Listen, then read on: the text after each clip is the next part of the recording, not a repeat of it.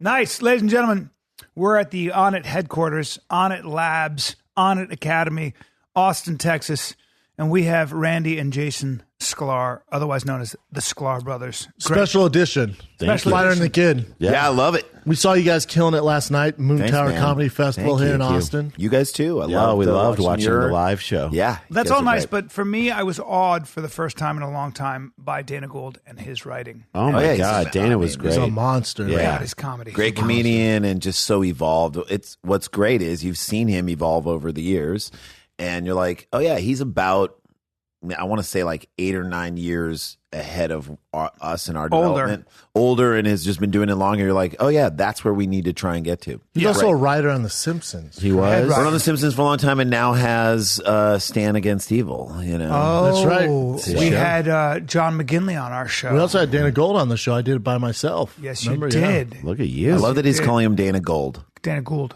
Gould? But you call him... But no, you call him No, what no. you It's want. Robbie- It's Robbie Gold. How well do you guys know him? Dana Very Gould. well. I call him Goldman. Whoa! Jesus. How does he know that? I don't know. We're best friends. He can do whatever he wants with those shoulders. We're best Yeah, friends. exactly, right? Let him just do it, guys. Yeah. He was a beast. Your guys' live podcast, how do you do it? I haven't seen it. Do you guys do it just like you? Like, so, They talking to mics. right. No, but what we have two podcasts, Sclar Country and Dumb People Town. And what we've realized is that Dumb People Town is more enjoyable to do live because Our buddy Dan, who co-hosts with us, Dan Van Kirk, very funny. He comes up with three, usually through our fans, three crazy news stories with insane details, and we all riff about it. And it becomes like, it's like a writer's room before you sit down and do the writing for a TV show, and everyone's like, hey, check this video about this guy who just got fucked by a donkey. You're like, oh man, that's yes. great. And then suddenly everybody's riffing off this thing, and you're like, why is he allowing his pants to go down as he's walking?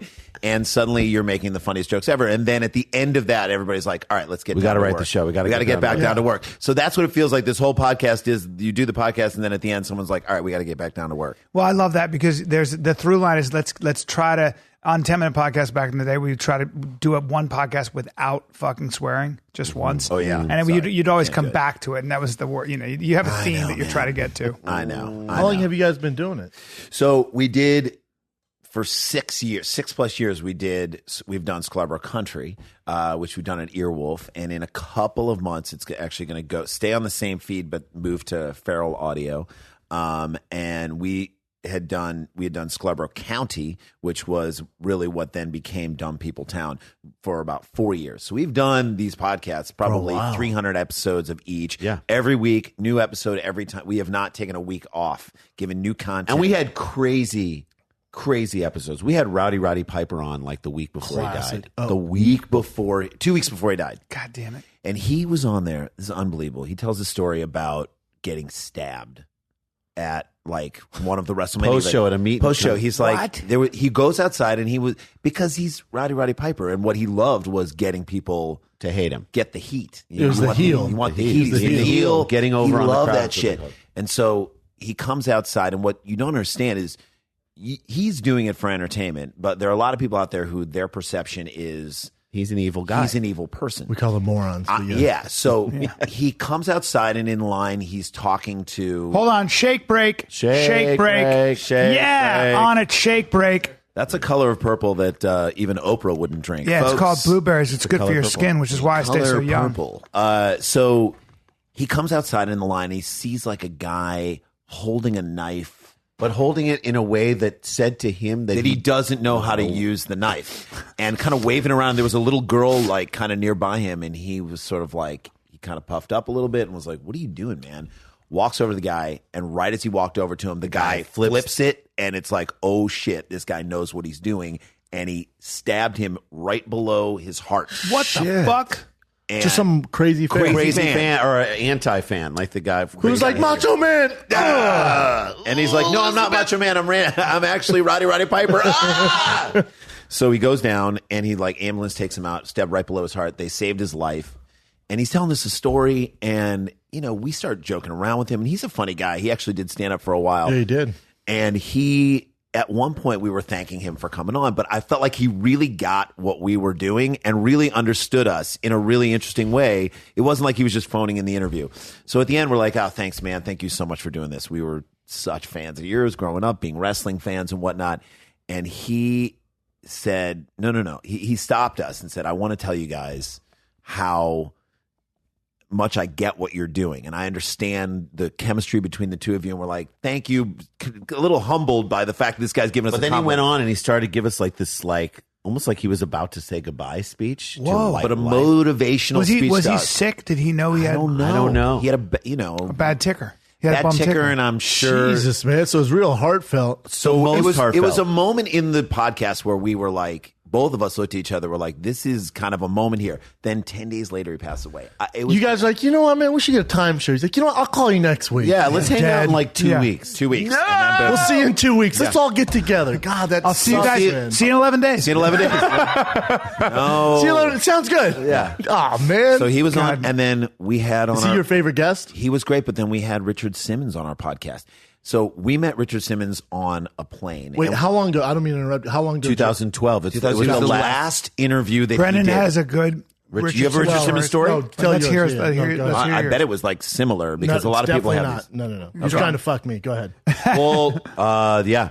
Yeah, so it is. then it is pretty So similar. we tell the story in our Netflix special, and it became like a 13-minute story. It was a crazy, huge story, but we get on a plane. We're in New Orleans doing a job, and We had been up all night. it was like a international show online for VH1. These like huge awards that they were giving out. So we're at the House of Blues, working all night. I don't know the last time you guys have stayed up all night, but as older gentlemen, Talking about last it is- night, I'll Derek. tell you Almost something. 2 nights ago. We got about 2 hours, 2 hours of sleep. Yeah, from what's Nashville to here. amazing about being like flesh and blood is that if you think you're tough or you think you're positive or you think you can think clear, do me one favor. Stay up all night. Stay up all night. Miss one night of sleep and one meal. Come talk to me. You need sleep. So you guys are up all night. So we're up all night, a little bit loopy, okay? And I remember the date. It was June 28th. And I'll tell you why I remember the date and why it was important to us later, because it works its way into the story and it's fascinating. So we're sitting in a lounge and it's quiet. We're not used to sitting in the first class lounge. I don't know how much you fly first class. No, we're rich as Not shit, yeah. often, right? I know you're rich. I fly as shit. privately. Keep going. Whoa, you fly private. Family money. Fine. It's enough to make a guy fly. Family money. Family money. And by the way, it's not even his family. No, No, Another it's not my family that he's no. blackmailing. We're friends with a sheik. Keep going.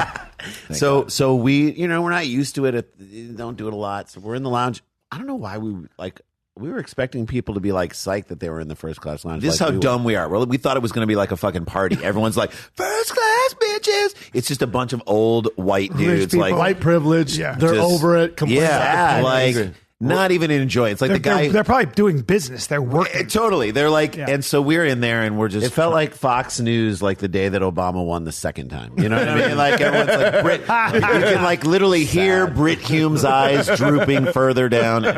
Horrible. So we are just trying to be quiet and not bother anybody, and we're excited that we're in this lounge. And all of a sudden, in blows what can only be described as a gay tornado. It sounded like 8 people.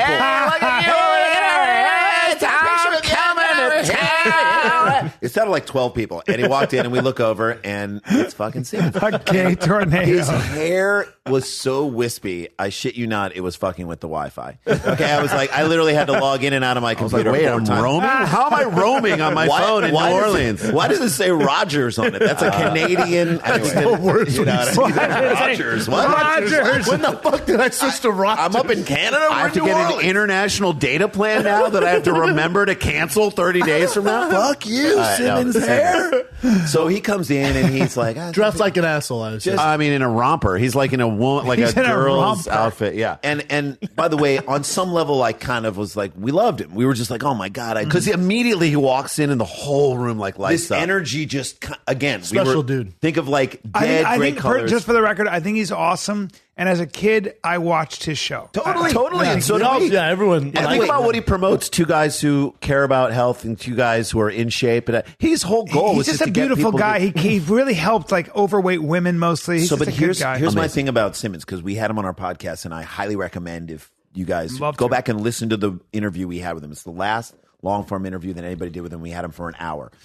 What he talked about and what I really respect, and actually this kind of speaks to, I feel like, you as well. It speaks to all of us. When he started in Beverly Hills and he came out to Los Angeles, and he was a maitre d'. at like Amici's. I think that restaurant. Some Italian restaurant, you know, the God. one where like Santa Monica and Melrose, where those streets kind of Yes. come together by the Troubadour. Yeah. So he was just this vivacious person he's a 1 in a million personality. Yeah. And he said, I'm going to scrape together all the money I have and open a little hole in the wall exercise place in Beverly Hills called Slimmons because I just want to get people in shape. That's all I Called wanted to do. Slimmons. Slimmons still exists. He said, I just want to get people in shape. So what does he do? I mean, we're sitting in a phenomenally cool facility right now that does like kick-ass exercise stuff. He just wants to get people in shape. So he starts leading these classes and word gets out. You got to try this aerobics class. nuts. This guy's so crazy and funny and he's weird and colorful. Imagine if I'm trying to think today, if someone's like, you got to try Soul Cycle. There's this teacher there, Brendan, who's like amazing and he's incredible. That's what it was like. So a producer from General Hospital is like, His friend tells him about this. you got to class. come to this class with me. He comes and he sees Richard Simmons. He's like, we got to write this guy into the show. We got to write him into our show. So they write him into the show as he's a character who's going to help one of the more overweight characters on the show lose weight. So he comes on the show and is Richard Simmons. And takes it over. The anti-soap. Right, Yeah, it's the opposite of a soap opera star. So he Yes. stands out so much. It's like they and probably can't even He's a zoom in on fucking him. cartoon. Yeah. It turned into Roger Rabbit. Yeah. his message gets out to everybody and it's all positivity. And This is back. It's so funny because this is back 82, when 83. General Hospital was the biggest shit, thing. right? Yeah. What a great opportunity. So he gets on there again, but what was he trying to do? He wasn't sitting there with the exercise place going, I'm going to use this exercise thing as a springboard for my career. No, not yeah. at all. He was just like, I want to be the best I can be doing this one thing. You talk about your podcast and how it's blown up and whatever. You guys were like, we want to make this thing the best that it can possibly be. Yeah. And if it blows up, great. If it gets big, Yeah. great. But we're just trying to make the best thing. And that's all he was doing. And that's how we can relate to him. That's what I say so when I back make to the love. story. Right, exactly. going. And he just wanted to fuck me. No, but so we go back to this story and we get on the plane, our flight back, and we're And sitting we're in first class. It's the craziest first class. Here's who's in first class with us. Actress Laura Dern, which was weird because we specifically requested a non-Dern flight. She was there. I only didn't fly even want non- Bruce Dern on that flight. I don't fly. No, I fly non-Dern when I go from. We New Orleans. requested a non-Dern flight. Specifically a non-Dern Oh my flight. God. And the kosher meal. All right, so Dern's on the flight. Her mother, Diane Ladd, who's a famous actress, her Yep. kids, who she had with Ben Harper. Yep. This is post breakup. So they're on the plane. Simmons is on the plane with his manager. Randy and I are not sitting together. That's a key detail. And a guy on the plane who looks like Avon Barksdale from The Wire. I don't know if you guys watch it's The not. Wire. I love Love the I line. fucking love Wood that Harris. All right. reference. So, So it's not Avon it's not Barksdale, even- though. Turns out to be better. so much better. You know All who it right. was? The RZA from the Wu-Tang Clan. Oh, I know RZA. I worked with RZA. Okay, so he just directed a movie, Yeah. right? Yeah. Okay. Were you in a movie that he did? I did Californication. I love that dude. Okay. I got Amazing stories dude. about him, but keep going. So an amazing dude. That at that point when we realized it was the RZA, Randy and I realized if this plane goes down, we don't even get mentioned in the article. No. it's going to be tough. The Maybe a RZA, little Richard blurry. Simmons, Laura Dern, and a couple of Jews who kind of look like, right? So Simmons comes on And a couple Jews. and immediately is drawn to the two of us. Like I'm sure you had this feeling, like Because you're twins. and we are gorgeous, and so stop laughing. Why are you laughing? No. stop Huge laughing. reaction. No, From I the get fighter it. and the Sorry, kid. I'm magnetic. We're magnetic. You guys are beautiful. And So Fucking he gorgeous. sees us, and he can't wrap his wispy hair around the fact that we are look-alike, but are not sitting together. So he starts. He's like this. Yeah, starts doing this thing. It's like, Are you? Wait a minute. Are you you? Are you you? Are you you? And then he starts singing, creating a Broadway musical that no one wants to see. He's like, "What is going on?" He says, he like starts Taking singing. over. Takes over, Takes man. over. It is. I mean, he's greeting all the people who walk on the plane. Give me that piece of pizza. I'm gonna eat that right out He's of like your a head. black guy with dreads. He's like, I whip my hair back and forth. I whip my. He is nuts. And then the plane takes off and he crashes like. Yeah. So it was like someone took the batteries would out of his imagine, back. yeah. So someone took the batteries out of your kid's Furby. He's down, right? I'm like, shit, is he dead? Like, hold a Someone- mirror against his Make face. sure and see if he's breathing, right? He wakes up about 3/4 way of flight, like springs up. We're like, he's- thank God he's alive, alive. right? Walks over to Laura Dern, who's sitting in that front seat where the wall, the wall, you can't stuff anything under Yeah. it. He sits down in front of her at her feet, stuffs his legs under her chair like he's a fucking carry-on like he's item. stowing himself away. All right, so he's sitting there. She starts talking. In like 2 minutes, they're both like openly weeping. It Weeping. is so crazy. What? Weeping. Like, is it intervention or something? Yeah, It's like she's crying. He's crying, like sobbing, like enormous, like to the point where everyone in the first class is now This looking. is fucking nuts. It's nuts. So I get up. Of course, this is when I have to pee, right? I get up to go to the bathroom, and He like stops crying on a dime. stops me with a leg and an arm before I go to the bathroom. Yeah, right arm out, and guess me. And he looks up at me and he says, "I want to kiss you on the lips, and I want to take you to Italy." Now I'm in. I mean, I've never heard any adult male. I want He's to never said that kiss to you me. on the lips and take you me to Italy. And I like his What a- game, man. Right. It's so strong. Crazy great game. It's so aggressive. I kinda Strong was like- game, I strong kind of was game. like, listen, Richard, that is so nice and flattering. I have a wife and 2 kids. Are we But talking yes. about? I was like, are we talking about the Amalfi Coast? 'Cause I got Ravello, junior suite with a pop-out couch. I do that. I'll do that. If it's a pop-out couch and a junior suite, I'll totally do it with you if you want to go there. But he, like, I was like, come on, joking. I was like, come on, Richard. Then all of a sudden he grabs my hand, starts pulling me down towards him, and I'm looking at Laura Dern, That's assault, brother. who I've never met in my entire life, Laura Yeah. Dern, and I'm just like, Dern, what are we doing here? Dern. All of a sudden, he takes my thumb, sticks my thumb in his mouth, and starts sucking my thumb. Get the in fuck out of here. Sucking outta the here. thumb. Like, not sucking You the start deep throating your thumb. Yes. Oh and I'm my God. Like a fucking goat at a petting zoo with nipple confusion. Like, going at it, nursing on his thumb.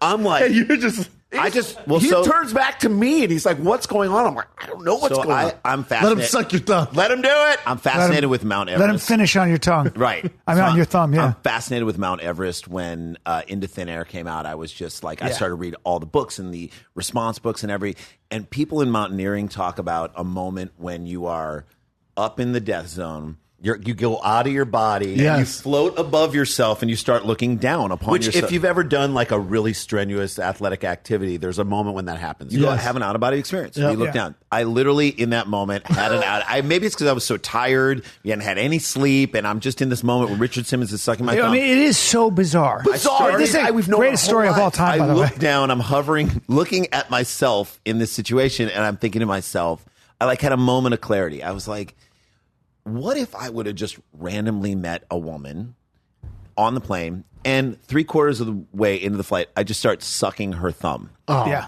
Like at that point, you'd know who the air marshals were. They, Yeah, I mean, like they yeah, get up and yeah, shit. yeah. You're like, Yeah. do you need me right now? You'd be the guy on the United flight. You'd be that guy. You'd They'd be be that dragging guy. you Just out. kill me. Yeah. Kill me now. Kill me. Do it. So, but it was just a crazy, crazy thing. But this is what I'll say about Simmons. Okay, so after that whole thing, and I got So out is of it just like, then all right, man, I'll he see you pulled later. It out. He pulled it out of there, and I get out of it, and later he was like super nice. He made a little video for our mom, and I managed to kind of downplay it. And The way we describe it is, aside from being a gay sexual predator, he's great a guy, unbelievable guy, my guy. So I was just like, but in the end, I kind of liked him. So the postscript to this, and why it's interesting, and why the date is important, is that also, like, emotionally, we were kind of a little bit of a mess, both of us, on that day, because our father, who we loved, great dude, passed away 3 years earlier, and that was his birthday, June 28th. He would have turned 70 on that day. Richard passed away young. God, Yeah, young. he was 67. Rich, really but young. for him, because he was so unhealthy, overweight, kind of was like a Buddy Hackett type guy, like, but great, jolly businessman, owned his own business, huge, great Loved personality. us, like loved that we did this as a career. Like, so Loved his son. That's probably how So close supportive. you guys are and you're working Man. together. and valued family and was at a time when parents weren't into what their kids were doing. Like, he was really into us and coached all our Cool, teams man. and was just a good dude. So we miss him, still miss him to this day. So he died in like 2009, I want to say December. I think about him every day. Yeah. And so that would have been his birthday, would have been his 70th birthday. So so our dad's name was Richard Milton Sklar. And so we meet Richard Simmons on this day. Richard Simmons, Richard Sclar, Richard S. So Jay goes, because we wanted to see how old is Richard Simmons, because we didn't know. We're like, he's Tough to either tell. He's right, like, he's like a black guy. right. No idea. It's like Asian man. You're like, are you 40 or 80? What are you? Asians are a little different because when they turn 70, it's just like fucking they turn into They get Yoda. old. Black guys, They turn to you. black guys, you have no idea. No idea. Okay? I'm like, wait, man, are Like you? how old? He's like 74. Yep. God. Yeah, you're in their 40 and they die the next day. You're like, what happened? Old age. Really? I'm like, are you Crazy. Michael Jordan? Why are you? I You was look gonna exactly say, like your dad. I just watched him dunk a basketball. What the fuck's going on? It's unbelievable. God. So we were like, well, how old is he? And so we looked up online, on like Wikipedia. And 64. 64, where we're like, that's crazy. Then we start reading about him. And his real name, or His real name. yeah, his real name It's not Richard. Is not Richard. It's Milton, which is our dad's middle name. Now, if you believe in that stuff, Signs? if you believe in any of that stuff, you can draw the connection. Say somewhere out there, our dad, and I don't know. I'm not saying we believe in this because I actually really don't. But it's hard for me to turn away fun from to this. believe in it. Fun Say to that believe in it much. for a second.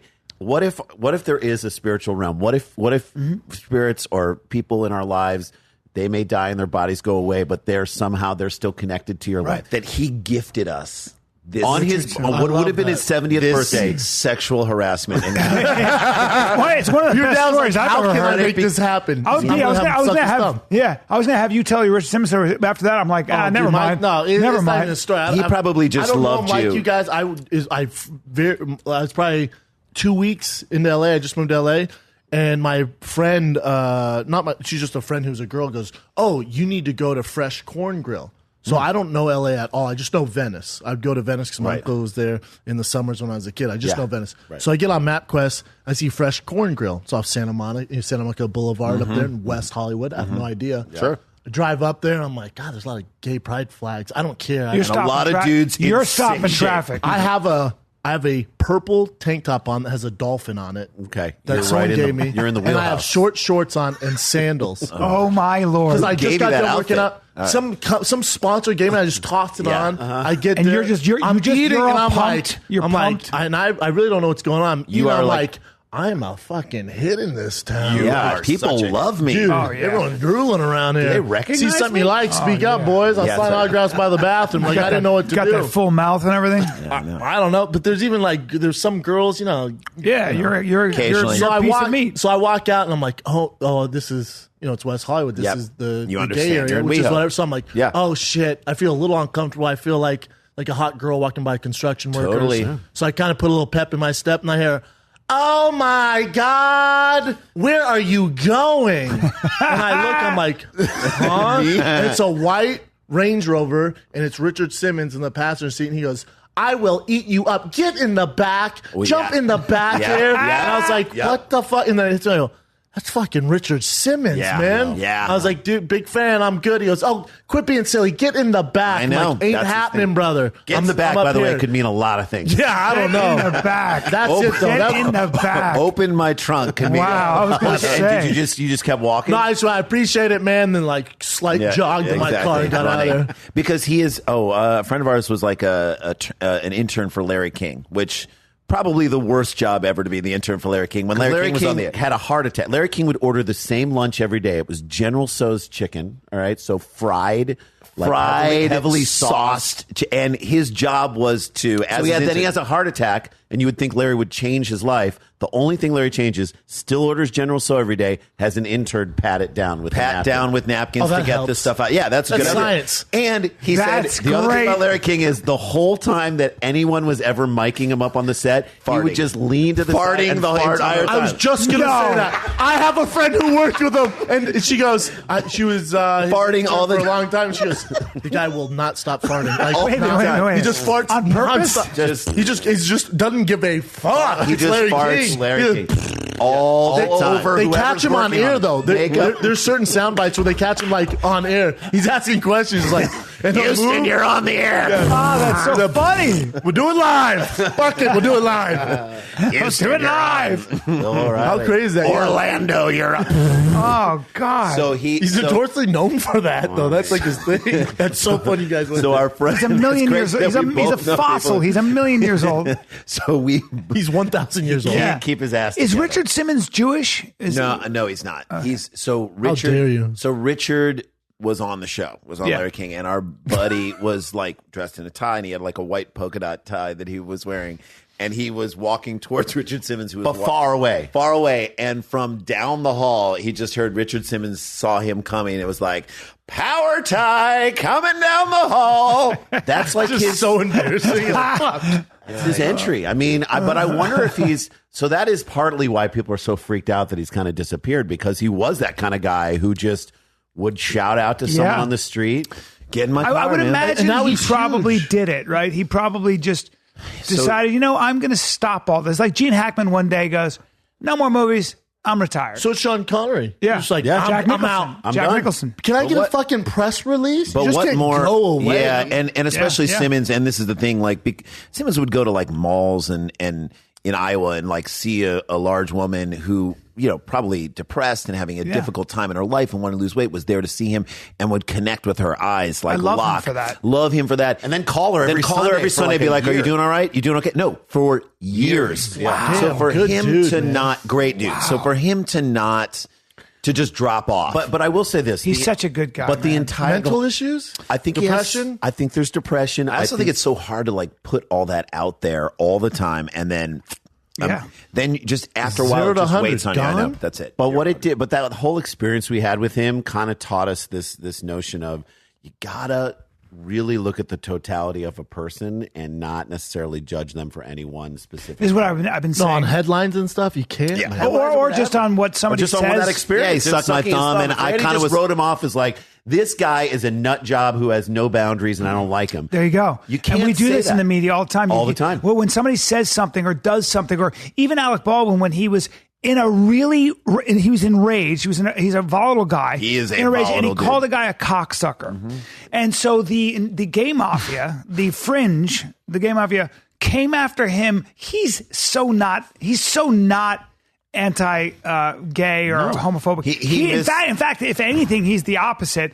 They came after him so badly Well, they're looking and tried for to censor. reasons, It's though. bullshit. Yeah, Well, then dude. you just take a human being, that complex, amazing guy, and dismiss him and say you're a homophobe He because you missed- said one Well, thing. how'd that work in a out rage. for them? He's killing it. Yeah, fuck that. But he misused a word that was used years ago that meant Cocksucker? Exactly. I'm saying It's a great used, word. It's used today, but like he misreached for it in the wrong place. And if you asked him if you had enough time to think of a better thing to call somebody, you would have done it in that moment, but you just didn't. Yeah, but He was don't take upset. It was a don't heated take moment. don't If take you record- cocksucker away from well, me. if you record a conversation where you're having a passionate You want me- argument with someone and you tweet it out there, or they're doing an interview on it, That's you're why screwed. Everyone in this room would be super I know. screwed. Of course. I said some horrible stuff. How about Yeah. the fact we've talked about this? Dire Straits, Money for Nothing, Chicks for Free. They're doing a song about two Working class people being upset that dudes on MTV are Actually, upset that Dire Straits or other bands are getting laid. Yeah. So in the song that got radio play, massive radio play,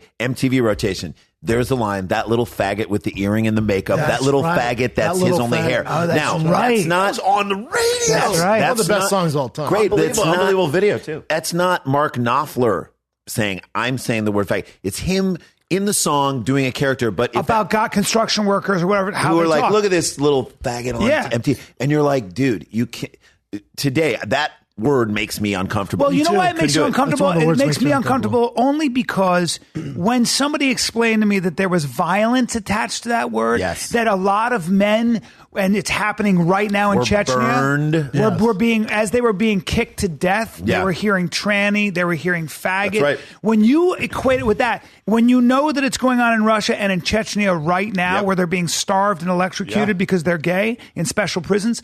Now, as a human being, having gay friends and I don't have to have Being gay gay friends. I don't have yourself, being there's a gay lot of myself. things, yeah. Sometimes Being only open to only when whatever. I'm in Austin. Right. But sometimes you Get in the back of the truck. Get in the back of the truck. But I only Which I give did, it. by the I way. only give it to you, so it doesn't make me gay because I'm always frowning. But you then You're are when professional. you're able to fucking equate it with that kind of violence. Now, That's because you had a personal right, and connection now you with go. it. Of course, I'm not going to say faggot because I don't want to do that to No, somebody. But there's other Isn't words that like that crazy because, that like, with the word faggot, which I never use because I had a personal connection to it, but also I had a personal connection growing up. I don't know how you guys grew up. Me and my brother would use the word retard all the time. Like, don't be retarded. Yeah. Don't be a retard. Yeah. Then I was dating a girl whose sister's boyfriends had a twin brother who was mentally challenged. Mm-hmm. And I didn't know. And I was around the family. I went, as a meathead, I was young. I just went, God, it sucks. He's retarded, huh?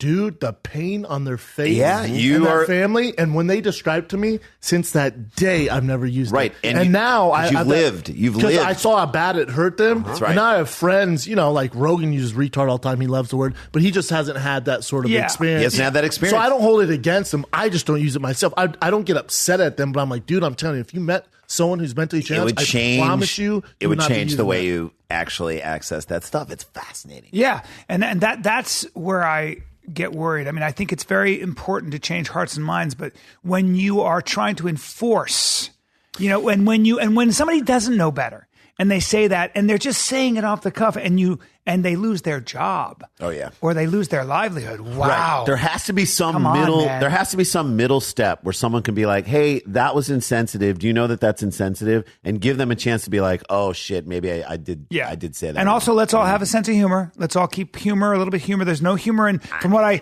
you hear these stories, and boy, everybody in an office space now is very, very, I've talked to my friends, very, they're very careful and very scared to even say, "Nice dress." Yeah. Now we should talk a little bit about. I want to get you guys' take on Bill O'Reilly because I know because I've read 2 of his books. I've liked his show periodically, Been sexually but harassed I've by always him. felt him to be. I listened to him on Terry Gross when he basically stopped doing the interview. Yeah. He is. I've always found him to be very, very volatile, very brash, and kind of rude and a bully. I agree. I think so. A bully. That's the Bully's part the of him. keyword. That's Yeah. the part of Keyword, him right? that I don't like. I Yeah. actually think sometimes he actually has made sense. Yep. And sometimes he has a real gripe. I thought at times he doesn't only criticize the left. He sometimes criticizes the right. Yep. He's a little hard to pin down. I like that side of him. Well, he approaches the world if I may, he's trying to solve a problem. So whether or not he goes to the left or the right, for the most part, is he he's there trying to try to solve a problem. I think at times he I can't. think so. I think at times that's his goal. Yeah. The fact that he is a bully, though, makes me despise It him. negates Yeah. all that stuff. And because we're open-minded people. And I actually think I love discussing stuff with people. I love hearing the other viewpoint just to hear where you're coming from on this. And holy shit, if my mind gets changed on something, I'm like, yes. Yes, because this- you're open-minded. Open-minded. And I'm like, so when people aren't, I get mad. Well, With yeah. Bill O'Reilly, another example, we were talking about this yesterday with Jay. Jay brought up this good point. Yeah. Bill, if you remember, Bill O'Reilly even bullied Pepsi and Ludacris. Ludacris had a deal with Pepsi because of his lyrics. He went on this campaign that took millions of dollars away from Ludacris. About why? Because Ludacris was kind of misogynistic. That and his lyrics were not bad for young minds and stuff like that because of his rap lyrics. So he had this whole campaign with Pepsi, and he uses his platform to just shit on Ludacris. Pepsi's like, you're right, man. Pulled the entire campaign, screws over Ludacris. Like, Yeah. what do you care? Why man? would he didn't even- Meanwhile, he's freaking harassing women around his office. I mean, look, And I have to say this as a too. father of daughters, I'm like, I don't want to hear anybody. If you are harassing Well, women specifically, using your power to if you're harass women. humiliating, embarrassing women, and if you're promising them jobs, Yeah, and when man. they don't suck your dick and pulling that job, now I got a fucking This problem. is like when Pete I Rose love flirting, but this is like when they said Pete Rose was like, I wouldn't gamble on every game. Well, what is your goal as a gambler? Okay, first of all, no baseball team has ever gone 162-0. That's And he said, never. I only bet it on my team. I only bet on my team, but I didn't bet on every game. Well, then if you're not betting on the game, then you don't feel confident enough that you're going Yes, to win. correct. So by not betting on the game, you're telling me that you're going to do something that you might not win that game. You're tipping your hand in a certain way, so it's just as bad all the way around. And the bookies and the whoever's running that whole thing with him know what's going on with the game. So if you think about as an athlete, you're trying as hard as you can to do what you want to help your team succeed in that moment. And if there's By the way, something going there on that you don't realize Oh my that's God, affecting you your kidding me? job, you're risking injury and you're out. MMA it's is just baseball, though. Some of you might be my guaranteed paycheck. I'm not getting brain trauma. Right. There are a couple dudes and there are a couple fights of MMA fights that I've seen where someone has like tapped out a little, or you could tell they didn't want to go on with the fight. Hell no. Like they just saw a moment where either it's a moment of tremendous clarity and smarts where they're like, no more, and the referee calls it. See, Okay. you say smarts, right? And so do I. But a lot of people are like, oh, he's bitching out. He's bitching out, and I'm like, I guess, man. Maybe the guy wants to fucking eat food not out of a straw when he's 48. Okay.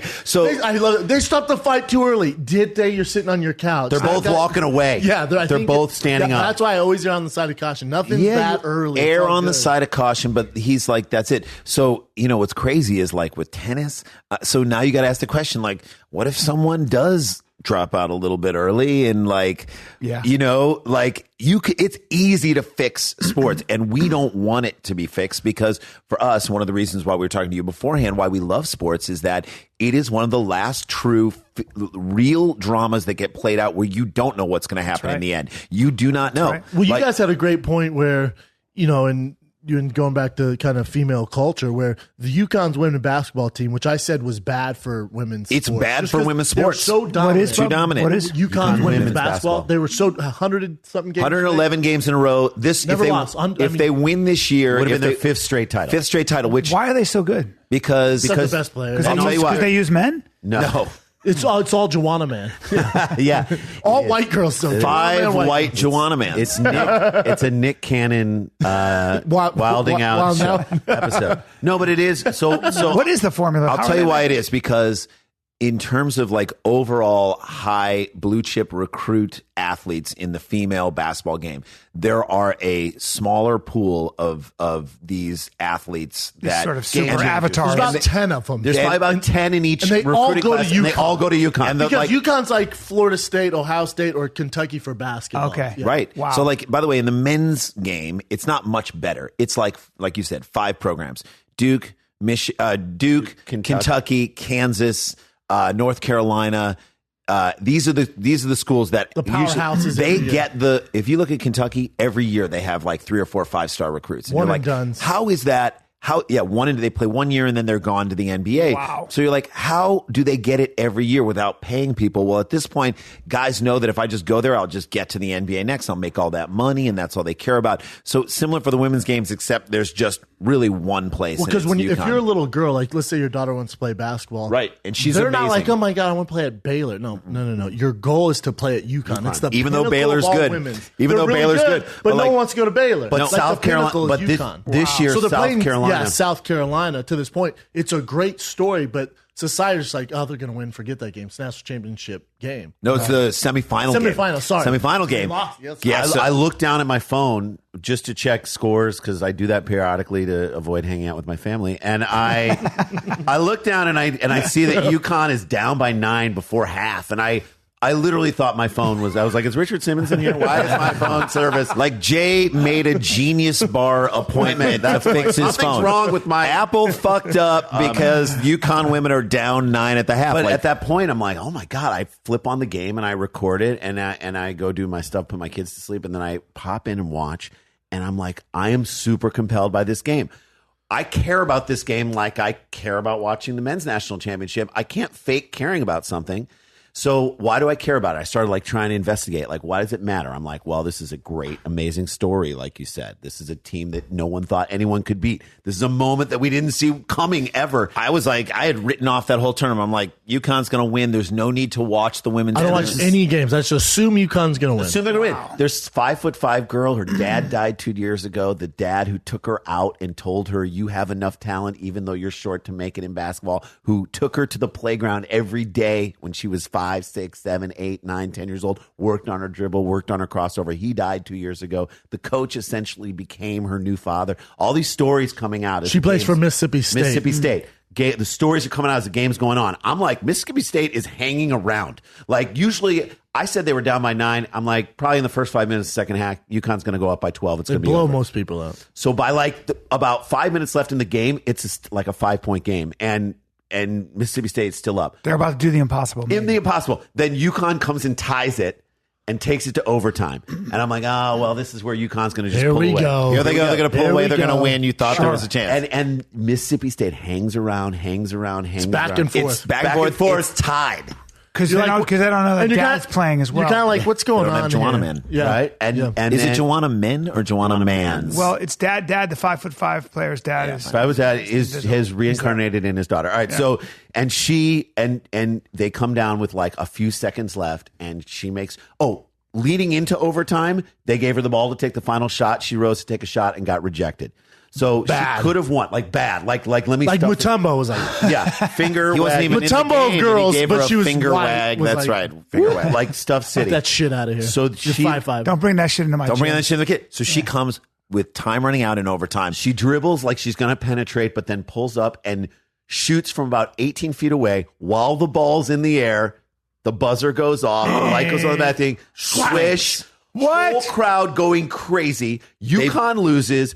They cut to Dak Prescott, quarterback for the Cowboys, and who played at alumni. Alumnus from Mississippi State. He's doing the Macarena. He's going nuts. Throwing his hat down. He's cheering. He's going nuts. Like he just focused on him though. Yeah, just him. What drama? It was amazing. When did this happen? This happened like a few weeks ago. And it was March. It was incredible. Yeah. And it said to us that like this is the key to women's sports, and this is how you make women's sports more exciting. Is don't say we're going to be as athletic as the men, because you won't. Yeah. You will not. You're not going to play the game above the rim. By the way, there were no dunks in that game. Nobody played above the rim. Nobody dunked the ball. No, we want to hear the stories. And the competition. He always talks about this with UFC.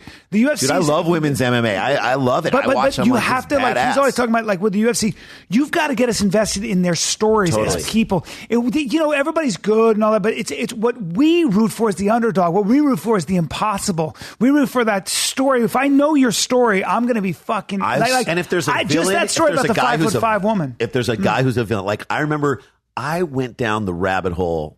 This wasn't even that long ago, of watching Prince Nassim Ahmed boxing. Oh, yeah. Because he was such a powerful puncher, and he was such a dick.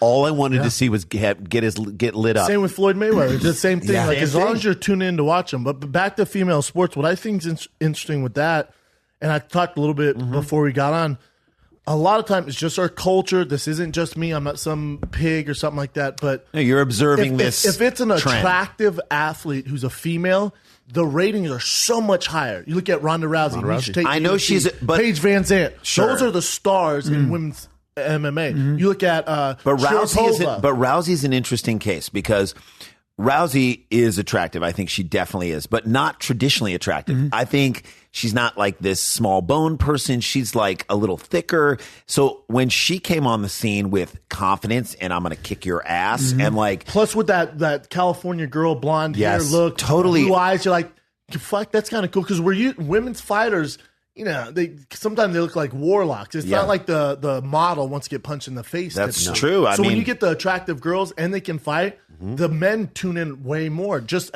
in our nature, like. But why is that? 100%. Because they are beating the shit out of each other. Same with women's basketball, like Skylar Diggins. Yeah, Skylar Diggins for Notre Dame. Yeah, she was great. She was on. She was hosting ESPN. I know. They made her like she was so attractive. They made her the sort of the. Well, you were saying Sharapova's not even that good. No. Well, no. Really, the story there is Anna Kournikova. Yeah, so I'm about Anna Kournikova. Sharapova's a fucking and monster. beautiful Anna and great. Kournikova was never good very enough. average.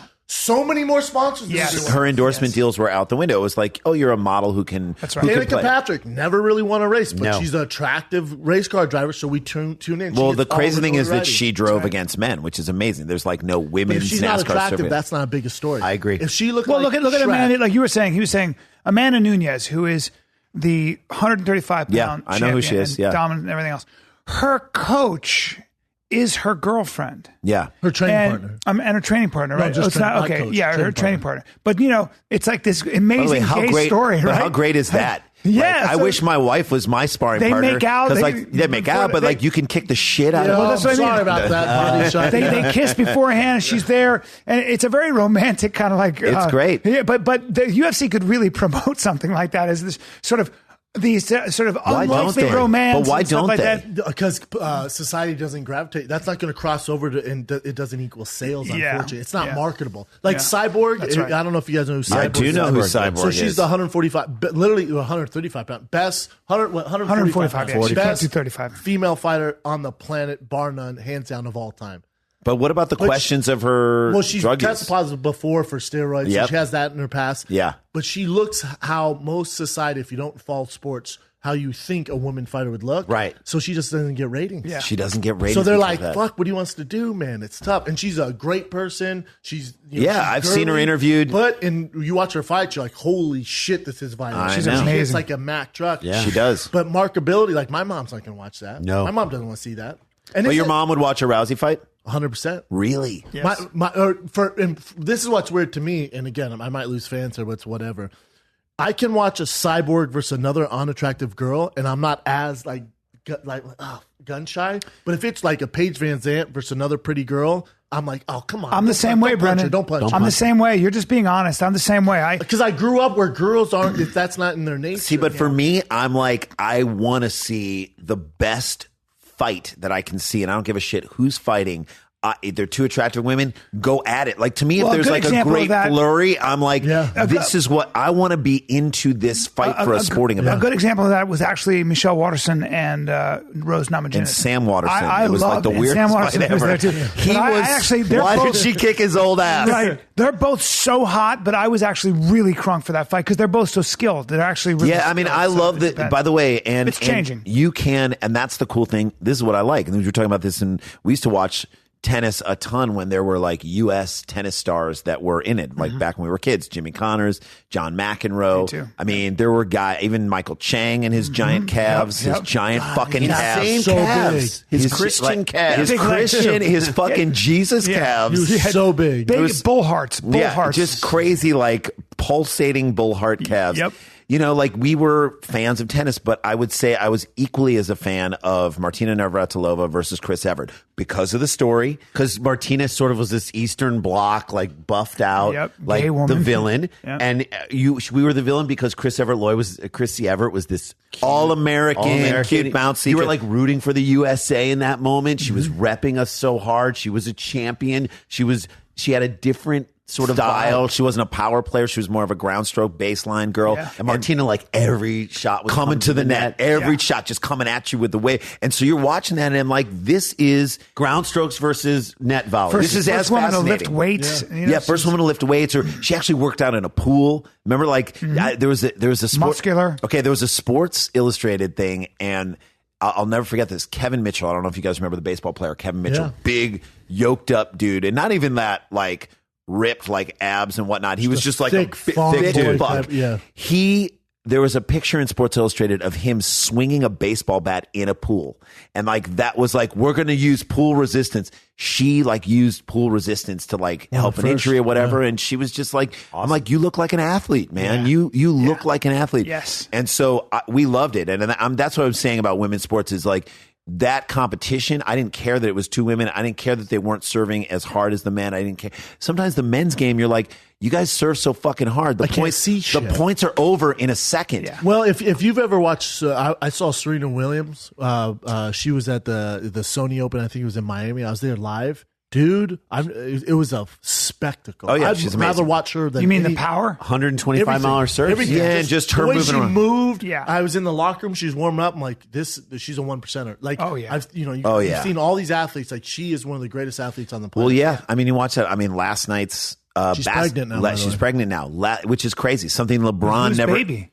Some white dude that Brett owns, Radner. Reddit. Just kidding. Is it Reddit? Oh no, the guy who sold Reddit. Yeah. She Just loves some white normal, dudes. average Yeah. white dude. He was did like, he did my podcast back in the some day. normal No way. white, just white dude was Yeah. like, "Fuck it, I'll give it a go." Yeah. How funny would it be if the comments on it were just terrible? How the Reddit baby. comments about him on your He's a guy podcast who- are just awful. He's like I think he kind of looks like me. He's like Right. just a regular. So you're saying- wait.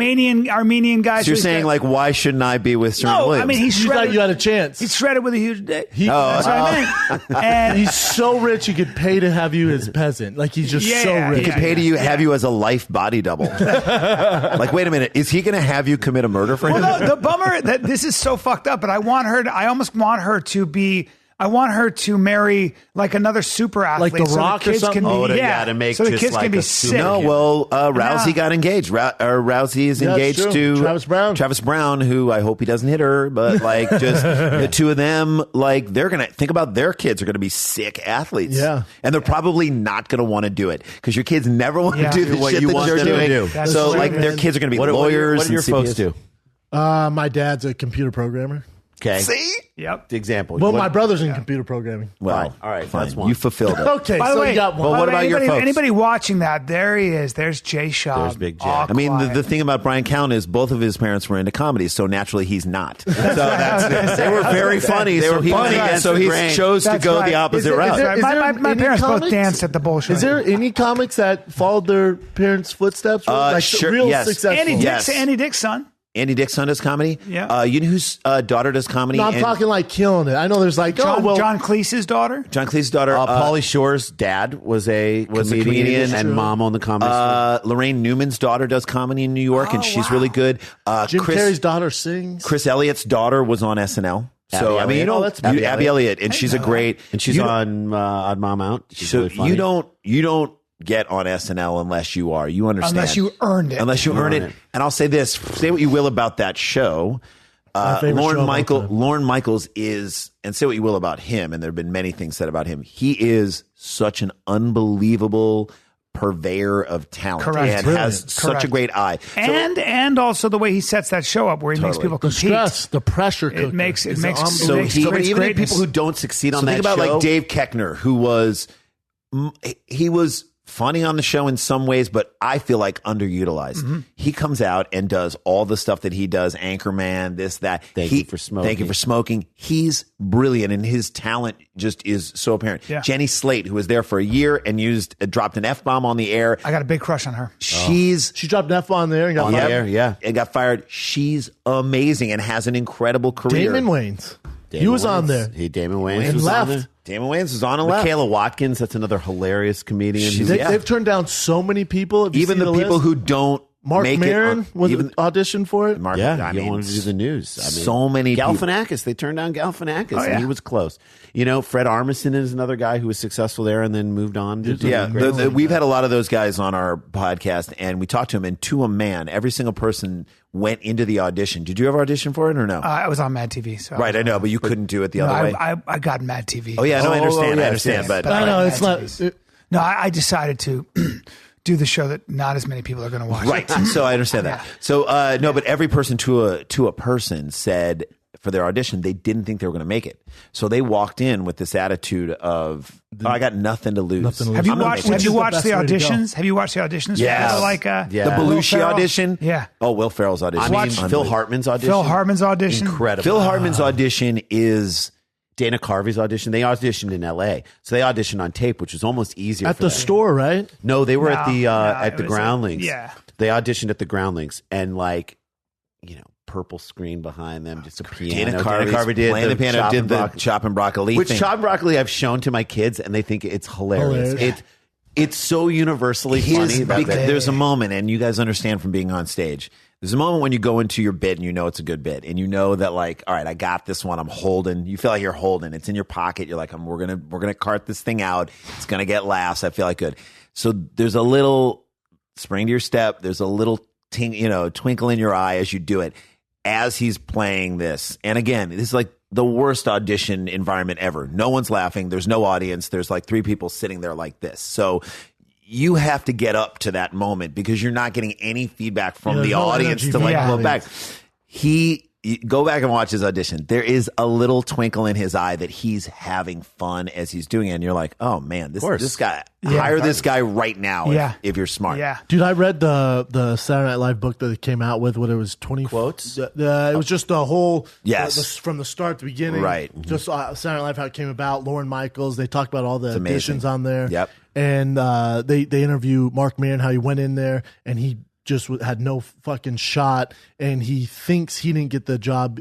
One of the reasons is they had a set of they had candy on the table, and no one took it. No one messed with it. Like, you'd sit down, they go, do you want a candy? And he was like, dude, I think about it all the time because He took the He candy? goes, you want a candy? And he said he took it, and their whole demeanor changed. Oh, Yeah, and then he put it in his mouth. And Why? went, he put it in his mouth, just like, fuck. yeah. Right away. Right away. trap. But that whole book talks about just the pressure cooker and Sure. all the crazy things. But they're talking about, they get done with the show, you're talking about Farley, Sandler, Yep. Rock, Dane. Yep. I mean, just the who's who, man. It's an They amazing. talk about how they go into this. They always do this after party in this club, Yeah. or like a bar at this famous We've been bar. to the they Dude, pick a bar. and I would get done with the book, and I was sad that I couldn't be involved in that club. Couldn't be at that like, I party. want to be in that club. There's- The after there's party is- Belushi and Oh, I mean, man. just I mean, all those- the guys. So back in the they original wild day, out, man. So they and used to girls have and- they used to have an after party. So in the early Belushi days, they would have an after party, and then after the after party, they would take over a bar in the West Village and Belushi and Aykroyd would be the Blues Brothers, and they would be the band. And so at like 5, so they had been. So the show ended around midnight. Just they drugging did after power for 2 hours. singing. There was so much cocaine all coked out of day. their mind. Like the Rolling Stones are hanging out. Because they were up all night. Yeah, Yeah, the Rolling Stones are Yeah, the hanging Rolling out. You got Stone- Keith Richards on guitar, Belushi doing Fucking blues. kidding me right like now? in a little bar in the West Village, and like 25 people. But have you This ever been to happened those? a lot. But this is All what the time, happens in every LA. week. You ever been to those LA parties where you'll be at a party and all of a sudden, like, John McEnroe shows up? Oh, there's Cindy Crawford. And why is the guy why is Axl Rose singing over by the piano? You ever been to those parties? No, never. I haven't either. I have, yes. Where all of a sudden you're like, what the fuck is going on with Do you all go up like to these these- celebrities show up and you're like, you're so famous Yeah, Jesus. and you're kind of hanging out Yeah. and you're singing over here with fucking Prince. You know, it's Well, like someone told us about being at a party. that's a real party. That's crazy. Well, Someone- anyway, I don't want to go into it, but I've been to some of those where it's like you're astonished. It's in a house somewhere in Malibu where you're like, oh, this is where all you people hang out. Yeah, this is the only place you can go Yeah. and not be bothered You're by people like Brian Callen. You know, Yeah, especially when you go to somebody's house who's been famous for a long time, and then they have like a little get together, and you're peripherally invited because you know somebody who's there. And you just go up to people, hi, Brian Like Callen, you're- Mad TV, Brian Callen, Well, Mad they TV. all when I walk in, they're like, Obviously "What knew. the fuck? He looks so much taller in person." I just think He's going to that's- start doing pull-ups. I just think Yeah. that Saturday Night Live, like those guys, there's so much talent, but they were like all really close friends, and they'd hang out. Literally, some were, But Some there was were, like- and there was they were like tight. cliques. Yeah, There's no, cliques, my God, But they would yeah. do that all the time, Yeah, man. yeah, and Like whoever was the musical guest, like they would go to this bar, and that's where they had. do you this know it was 20-person like concert. and when you work that long and hard, it is and that intensely together, and there is that pressure to be good Builds and a all this bond, stuff. man. Yep, it's Like like, a you team. you went through basic training. But they were saying what was funny is like so Basic in training. one of there was office, and if you had an office, you're doing something right. But it'd be like Sandler,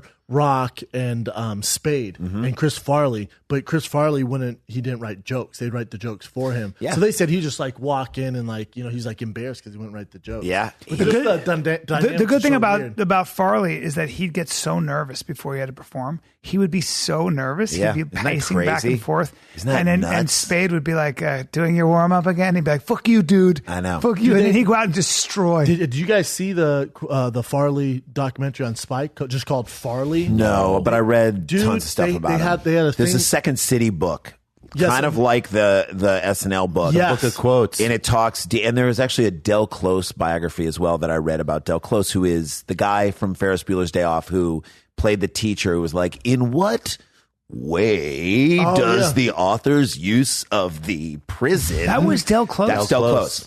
So yeah, he was in that movie, and he was just like famous, like improviser and whatnot. He's but essentially spawned UCB. his talk, the Yeah. talk about him and Farley at Second City and on the main stage there is fascinating. Dude, Farley has his best friend was telling the story on that documentary. They said him and Farley were doing this. They were going on stage. Farley didn't know what to do. They didn't have a bit. They were just going to improv. And Farley just goes, he has like a tie on and a loose shirt. And he just goes, we'll figure it out, man. Just follow my lead. And I guess he gets out. This is one of the first time he's ever performed. And it's like in front of just, not a bunch of people. Yeah.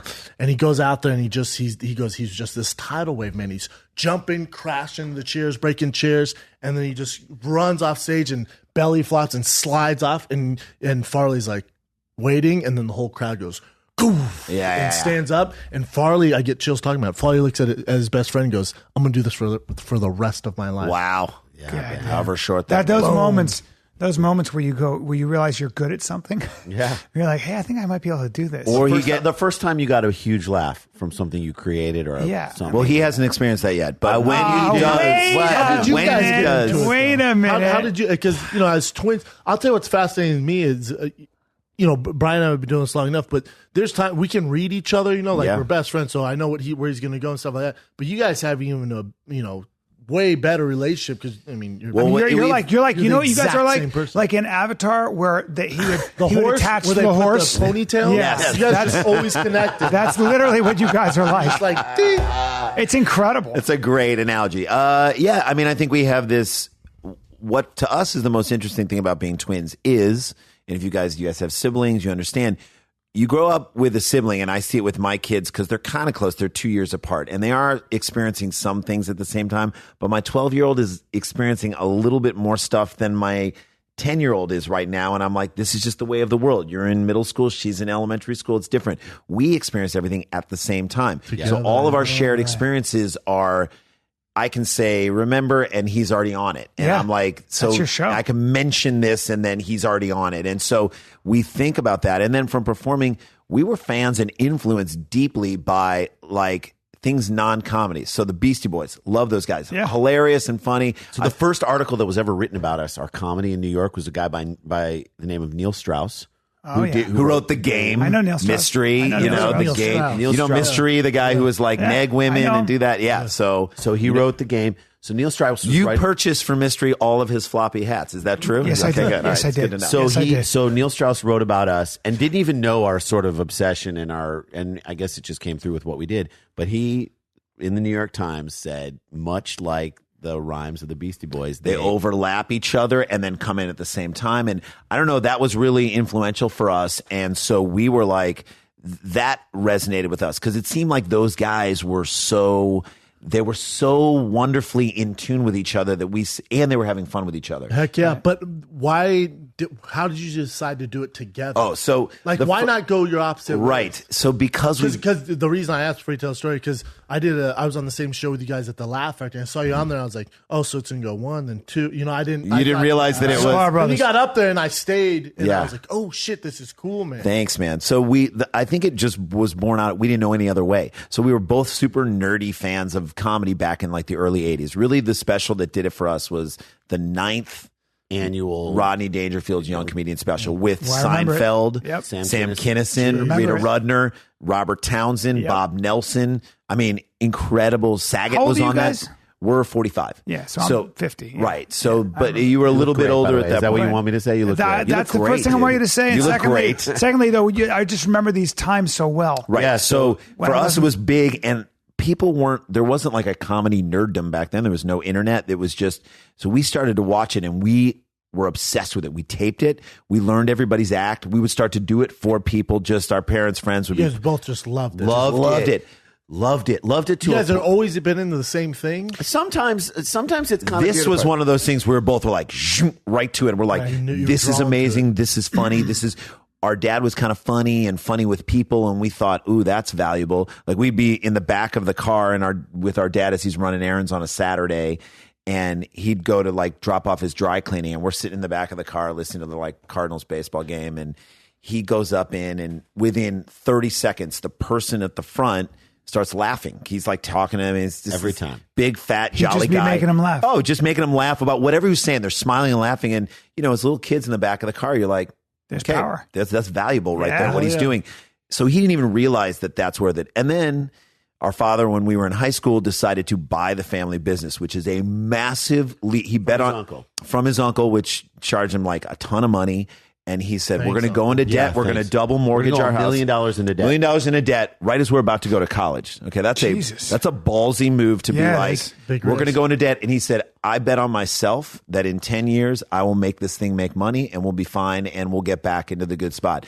That's a huge bet on yourself, but he had that confidence in himself. So what he didn't realize there is that he was also preparing us to enter into this crazy fucked up world of entertainment that like you're constantly betting on yourself. Yeah, man. You're constantly We talk saying, about this all the time. Against all odds. Everything tells you can't do For it. you guys, not for me. Oh, But yeah, here's the that's thing. true. That's a good now, point. I'm gonna. I know you guys have to get going because, in fact, I'm gonna be doing your podcast That's tonight, right. and I think I know I have 4 performances tonight. Yes. You guys? Two. Okay, 2. have So 2 they as ask. well. Yeah, they want have more 2 of as me. well. And Yeah, that I know. doesn't matter, and That's not the okay. point. Everybody wants a Last piece of story, the I pie. got to hear this Yes. because I'm going to ask you whether we record this or Sure. not. Your first open mic together. You So guys the both- first- you guys would bounce the jokes off Yes. each other. So the first time we ever performed, there was a high school talent show. We were freshmen. We were 14 years old, and we had 31 years ago. so we had loved First time we comedy stepped so up. much, and we're like, let's do stand up. And it wasn't even like you want to go and then I'll go. It was like, let's do stand up, and we both were like, okay, we're both going to do it. And we started to do comedy, and we did our stand up. Half of it was stuff that we stole from other comedians because we're like, we love this kids. joke. Sure. We're kids. And then we wrote some stuff that was actually kind of funny. And another friend of ours who was in Kansas City at the time at Comedy Sports said He was 15. he was 15. He We were said, 14. "Hey, we just found out about it through Comedy Sports. There's this young comedian special that the Disney Channel is putting together. This production company in California asked for videotape submissions. Do you have any tape of you guys doing stand-up?" We're like, "We just did it. And we just have the We have videotape. one. Yeah. We'll send it in." We sent the one copy that we had In a big VHS Yeah, no, it was videotape. big. Exactly. Yeah. But our only copy. Like, we didn't even think to make Shitty another copy. sound. Never gonna Shitty get it back. sound. No lighting. Terrible. Never Yeah. getting it back. barely see two just blown out white figures on the Yep. thing. Yep. And we sent it off thinking we're sending this into a black hole. We'll never hear from these people again. And like 3 months later, we got a phone call from this production company in LA, which doesn't exist anymore. It was like on Beverly. And, we looked at the address of the note of that with the letterhead. And it was like, I mean, we could have even, they called us and they said, "Look, we've seen hundreds of tapes. And we think you guys have something really interesting. You obviously can't steal material." And we were like, we didn't know. They called us. I remember being on the How phone, excited were we you? were We were, like, out freaking because out. we didn't realize that we were like, we're funny and we think we're funny and with our friends we're funny, That but validates it. could it be? And so that was always in the back of our brains. We tried to pursue it. They said, you got to go up to your local comedy club and do stand up at an open mic and just do it. And you have to change a bunch of stuff. And they were giving us notes that it would take us 25 years to figure out the things that they wanted us to do. But we just went up the next week and tried it. And then we never heard back from them again. And the show never happened. But we were like, okay, there's some we were just put on a map with other people and they said, okay, you guys exist Stuck in this out. thing. You You guys stuck stuck out. out. Stuck You out. were, there was something And special. we also realized, to answer your other question, there was something unique and special about us doing it together that other people didn't have. And so you an that advantage, moment we different. were like, let's stay together and do this together. And the best part about being a comedy team is that we get to split the money. I love Which it. is It's so- fantastic. No, that's terrible. Horrible We thing. had to split. Hey, I got to split the money with him, and he does all the hey, work. I know. He shares really well. The Sclar Brothers. So our thank you podcast for that you're going to be on is called Dumb People Town. Dumb It's People Live Town. tonight. live Well, tonight, but we just started on Feral Audio. We'll have you both come in and do a studio It's one funny in the we coming we weeks. finally get together. It's in Austin, Texas. I know, We're- but we I all love live it, in man. LA. But we You guys love are always welcome to And come we back. told You guys are fucking- big fans of you guys. We've always been a fan of yours. We've gotten to know you a little bit, and then we got to see some of the sketch some of work. the stuff, the sketch stuff that you guys did with Mitch Rouse, and it is amazing. First of all, he's amazing, but utilized you guys in such a great And way. he told us, like, he was so obviously knew what you could do and was a fan of yours, but was super impressed. super impressed what with you. Brandon did. And he almost said that he was a lot more impressed with him than you. Isn't You know that what, dude? strange? This is the Yeah. kind of shit. Strange. This is not how we have My to end the back hurts podcast. every day Yeah. from carrying This this. is I fucking know. not And you're the a way big I guy. want. I know. This is not how I want His to back end hurts and just on the upper from patting himself on the. He very pats true. himself too hard on That the area is worn away the way marble is in those old wells in Europe. So listen to Dumb People. I feel like your fans would totally dig Dumb People 100%. Town. which Dumb is- People Town, It's yep. just like us breaking down the three of the most fucked up stories. No, that obviously happened in you the just news thing. proved that you guys can turn anything into funny. That fucking Richard Simmons story might be one of Crazy. the One of the funniest best stories. I've ever heard. Might be the best story I've ever heard. Crazy. Thanks. The we Sclar can't thank you Brothers. guys enough. Dumb People Town. This is a fine kid. We're out.